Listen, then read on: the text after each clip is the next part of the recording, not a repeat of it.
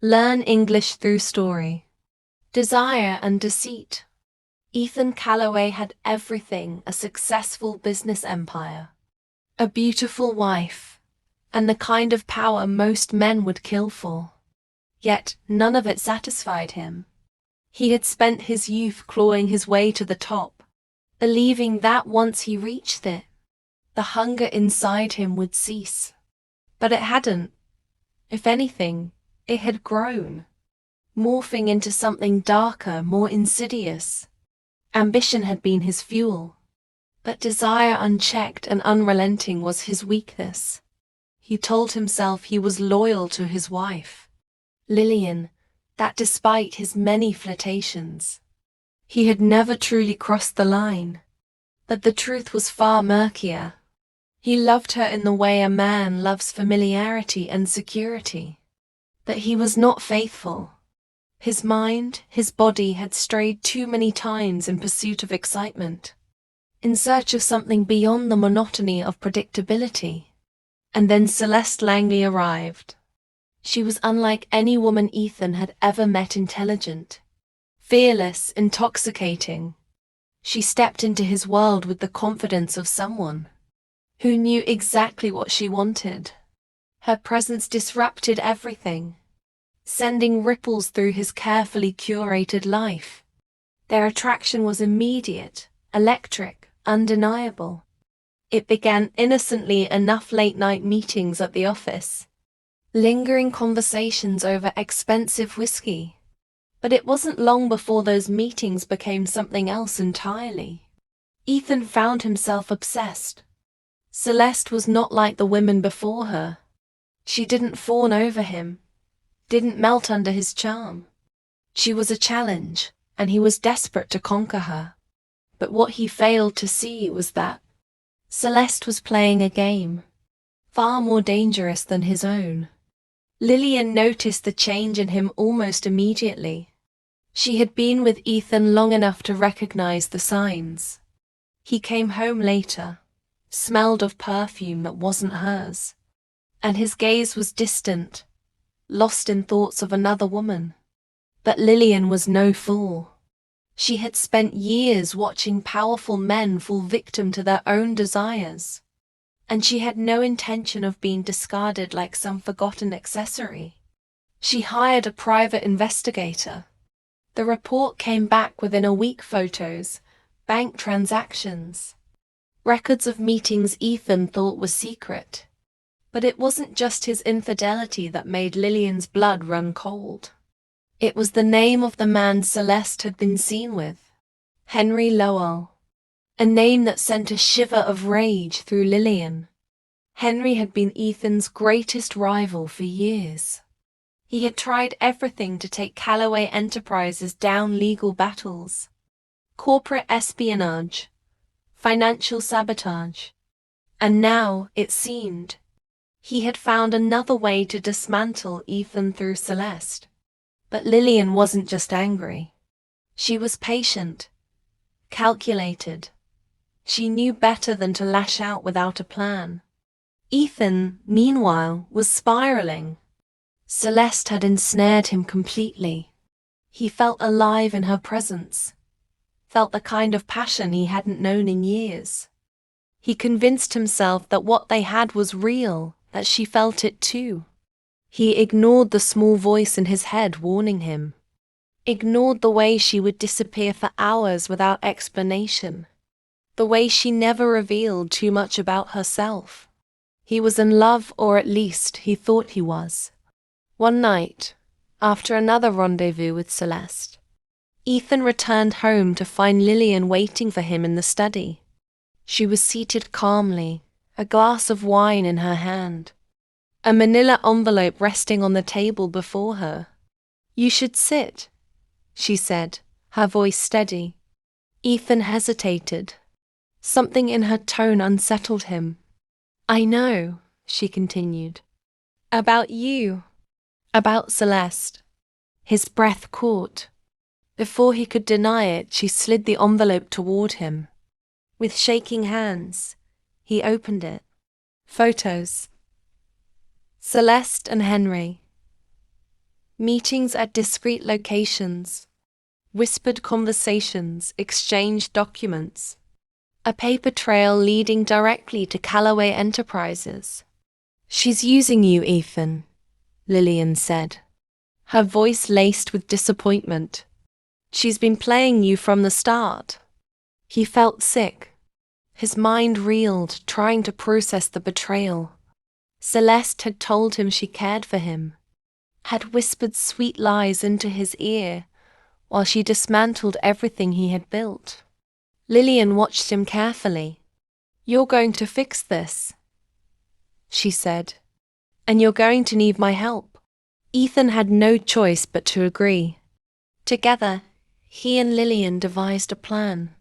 They would turn the deception back on Celeste, make her believe she was still in control while systematically stripping her of her leverage. Ethan played his part well. He continued his affair with Celeste, feeding her false information, letting her believe she was winning. Meanwhile, Lillian worked behind the scenes, using every connection she had to dig deeper into Celeste's past. What they uncovered was more damning than they had anticipated. Celeste was not just working for Henry, she had done this before. There were other men, other corporations she had infiltrated, leaving behind a trail of destruction. She was a professional manipulator, a woman who thrived on seduction and betrayal. But this time, she had underestimated her opponents. The final blow came in the form of a carefully orchestrated scandal. Lillian leaked damning evidence emails, recorded conversations, financial transactions tying Celeste and Henry together. The media devoured it. Within days, Henry's company faced scrutiny, lawsuits, and financial collapse. Celeste too was ruined. Her reputation was shredded, her name blacklisted in the industry. She tried to run, but there was nowhere left to go. The last time Ethan saw Celeste, she was standing in his office, eyes burning with fury. "You think you've won," she spat, "but you've lost more than you realize." And she was right. Ethan had won the battle, but at what cost? Lillian had saved him, but she no longer looked at him the same way. Their marriage, once built on love and trust, was now held together by necessity and shared secrets. He had chased desire, fallen victim to deceit, and in the end, he had lost the most important thing of all, his own soul. As he stood before the vast cityscape once more, he realized the cruelest lesson of all. Desire is fleeting, deceit is forever, and sometimes the greatest deception is the one we tell ourselves. The city stretched beneath Ethan Callaway like a living organism, its veins of golden lights pulsing through the darkness. From the towering windows of his penthouse office, he surveyed his kingdom, the skyline he had helped shape, the empire he had built with ruthless ambition. Yet, for all the power he wielded, he felt hollow. His wealth, his influence, even the beautiful woman waiting for him at home, none of it filled the void that had grown inside him over the years. It was a hunger he didn't quite understand, an insatiable need for something more, something that kept slipping just beyond his grasp. And then Celeste Langley entered his world. She was introduced to him at a corporate gala, an elegant figure in a deep red gown that clung to her curves in a way that suggested danger rather than allure. When she spoke, her voice was low and deliberate, her words carefully chosen, as if she understood the weight of every syllable. "Ethan Callaway," she had said, extending a hand. "I've been meaning to meet you for quite some time." Her confidence intrigued him. Most people, when faced with his reputation, treaded lightly, either out of intimidation or admiration. Celeste did neither. She met his gaze directly, holding it just a fraction longer than necessary. That was when he knew. She wasn't like the others. She understood the game, and she was about to change everything. Ethan was a man who thrived on control, but with Celeste, control unraveled like silk slipping through his fingers. It started with late-night phone calls, disguised as business discussions. Then came the stolen glances in boardrooms, the fleeting touches in quiet hallways, the tension building like a storm on the horizon. She fascinated him, not just her beauty, but her mind. She was ambitious, strategic, and unafraid of risk. She spoke of market dominance and expansion as if discussing an art form. And when she challenged his ideas, she did so without hesitation. The attraction became undeniable. One evening, after a particularly heated discussion about a merger, she lingered in his office. The city lights cast shadows across her face as she sipped a glass of whiskey, her red lips curling into a knowing smile. "You like control, don't you?" she mused, setting her glass down and stepping closer. Ethan exhaled slowly. "It's necessary in my world." She tilted her head. "But do you ever wonder what it would feel like to let go?" The air between them crackled with electricity. She was inviting him to cross a line he had never dared to cross before. Not just a physical betrayal, but something deeper, a surrender. And he wanted it, wanted her. That night he gave in. It was reckless. It was inevitable. It was a descent into something far more dangerous than just an affair. At home, Lillian Calloway noticed the shift. She was no fool. She had spent years at Ethan's side, watching him command boardrooms and bend industries to his will. She knew when he was distracted. She knew when he was lying. At first, she chose to ignore it. She had always understood that men like Ethan strayed not out of love, but out of ego. She had seen it happen in circles of power, where wives turned, a blind eye in exchange for security and status. But this was different. Celeste wasn't just some passing infatuation. She was something deeper, more insidious. And Lillian refused to be discarded. She hired a private investigator. When the evidence came back, it wasn't just photographs of Ethan and Celeste in clandestine meetings. It was something far worse. Celeste had been seen with Henry Lowell Ethan's greatest rival. Henry had spent years trying to dismantle Calloway Enterprises, launching lawsuits, undercutting deals, and attempting hostile takeovers. The idea that Celeste was connected to him sent a chill through Lillian's spine. This wasn't just an affair. This was a trap. Ethan was unprepared for the confrontation that awaited him at home. Lillian sat in his study, the evidence laid out before her. There was no rage in her expression, no screaming or broken glass, only cold, calculated disappointment. "You've made a mistake," she said simply, sliding the envelope across the table. Ethan frowned, opening it. The moment he saw Celeste's face beside Henry Lowell's, his stomach turned to ice. This isn't what you think," he stammered. But even as he said it, he knew how hollow it sounded. Lillian leaned forward. "She's been playing you. Ethan, you were too blinded by your own desire to see it." A heavy silence stretched between them. For the first time in his life, Ethan felt like he had lost control. And Lillian saw it. "Fix this," she said, her voice steel. "Or I will." Ethan couldn't afford to confront Celeste outright. Not yet. Instead, he played along, pretending to be the same besotted fool he had been before. He continued their affair, whispered the same sweet nothings, and let her believe she had won. Meanwhile, Lillian worked behind the scenes. She reached out to her own contacts people Ethan had long underestimated. Lawyers, bankers, former allies of Henry Lowell who had turned against him.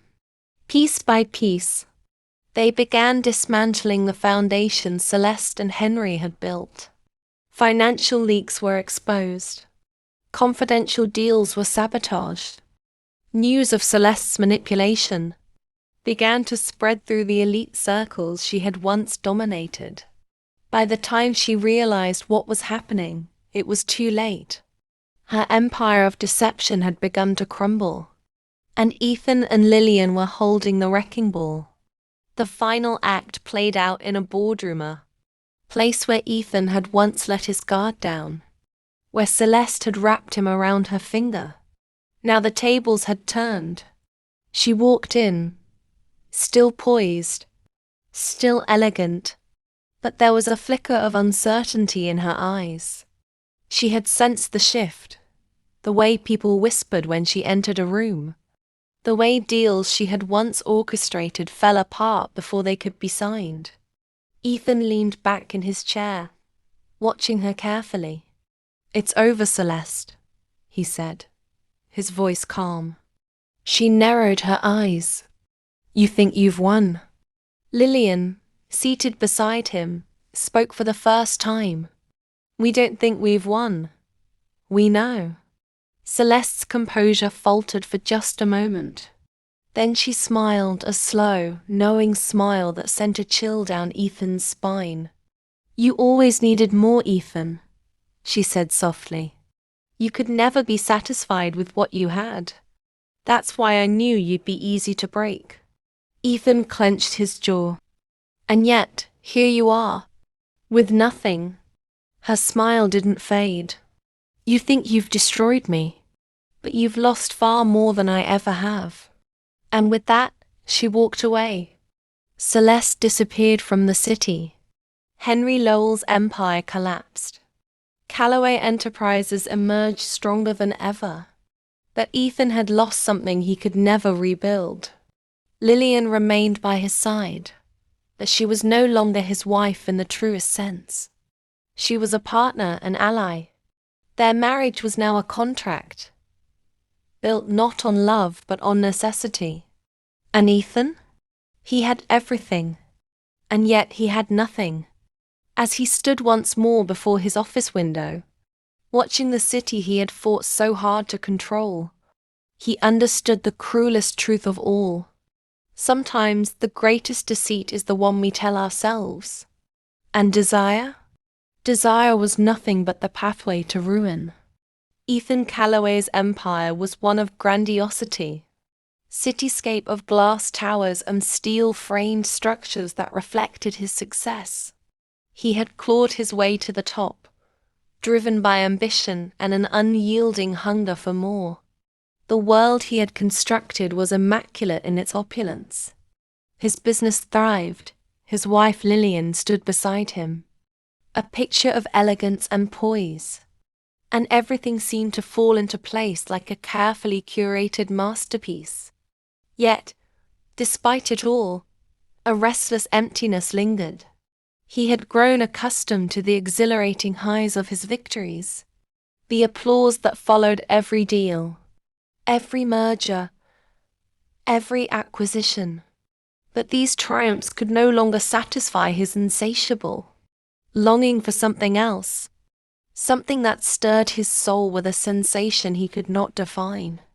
It wasn't until Celeste Langley entered his life that he realized what had been missing all along. Celeste was magnetic. She didn't just stand out. She commanded attention the moment she entered any room. Her intellect was as sharp as her beauty, and she seemed to glide through conversations as though every word had been perfectly calculated. Her aura radiated power and mystery, And though Ethan was no stranger to the allure of women, something about Celeste made him feel as though he was seeing her for the first time. She was bold and unapologetic in a way that made him both uncomfortable and intrigued. Unlike the others, Celeste didn't seem to care for his reputation or his wealth.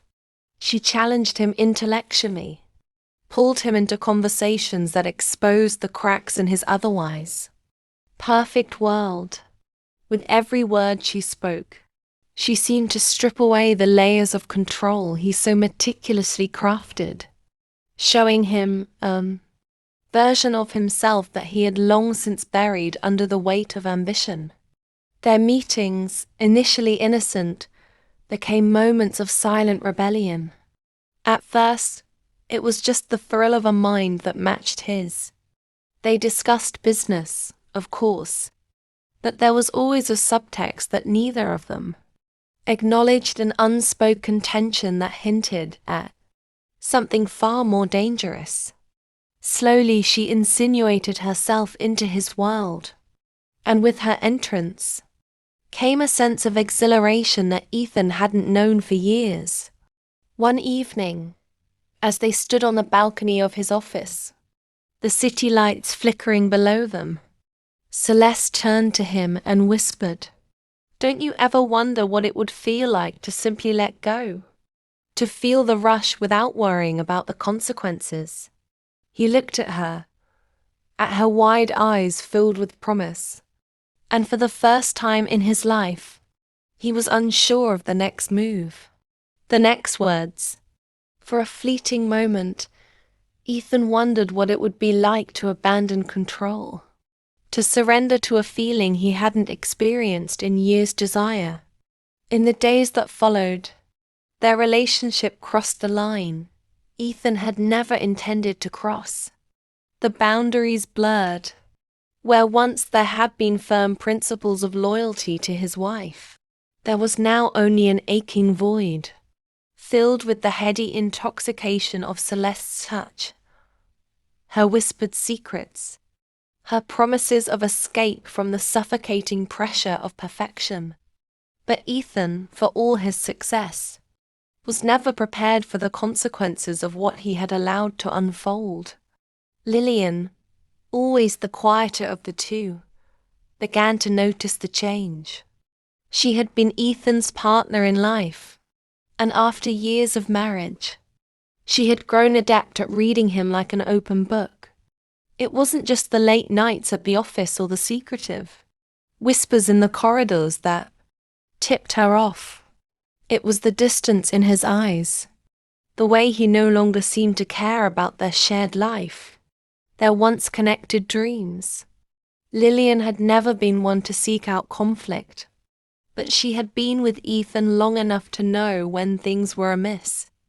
When she hired the investigator, she was not only seeking answers, she was trying to protect herself, to understand the person she had married, or perhaps the person he had become.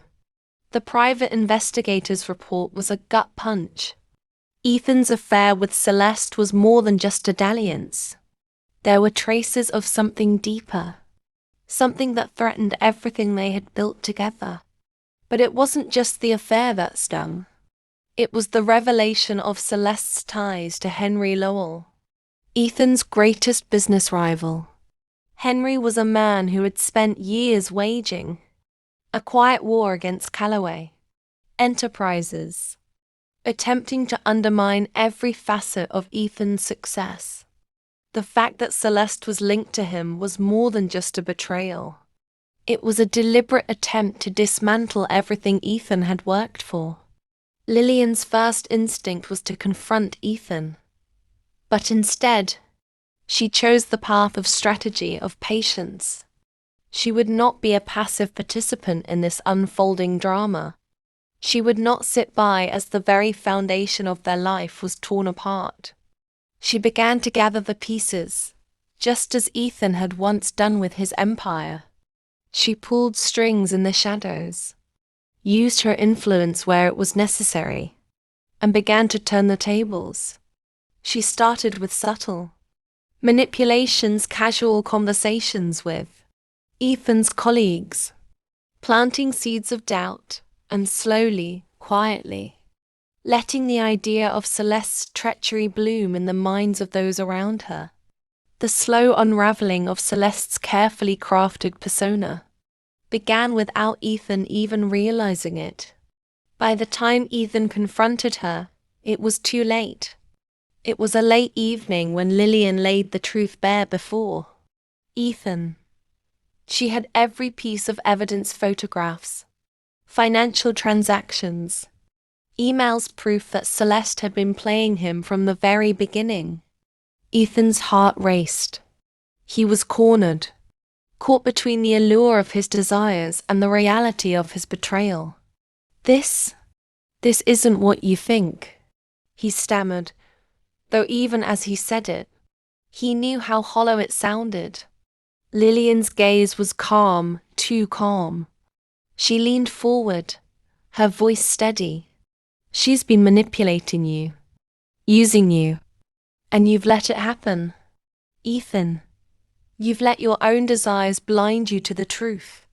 It wasn't the anger in her voice that shook him.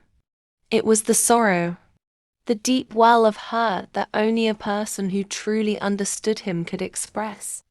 The weight of his actions settled on his chest like a heavy stone. Lillian continued, her words measured. "You're going to fix this, Ethan. You're going to make things right. But how? How could he undo what he had done?" The trust had been shattered, not just between them, but in himself. In the weeks that followed, Ethan and Lillian worked together, though in a strained partnership.